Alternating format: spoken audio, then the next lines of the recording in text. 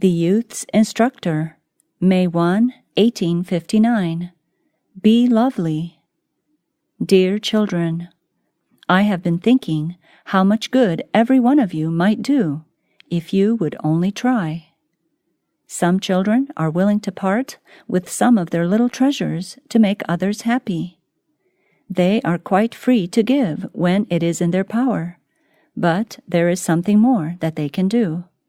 It costs nothing, yet it is more difficult to give than all their treasures. It is kind words.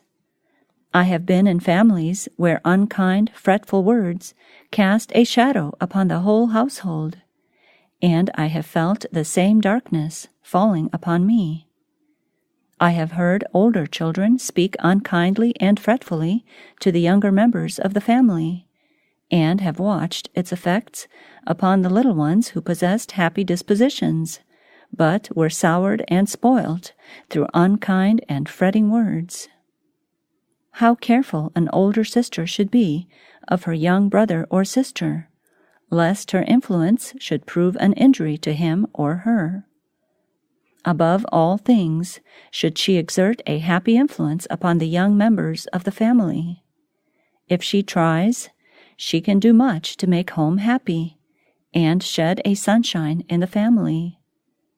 But it is too often the case that the older children do not realize that their influence tells, and that they are responsible for the influence they exert. I have felt grieved as I have seen them watch almost every move of the little brother or sister, not with a view to help them, to encourage them, to make them happy, but to fret at, complain of, and tease them, until there is stamped upon their countenance a disagreeable, cross expression. This can be removed now if the work is taken hold of cheerfully, patiently, and energetically, and happy countenances may be seen, and sunshine be in the dwelling instead of a shadow.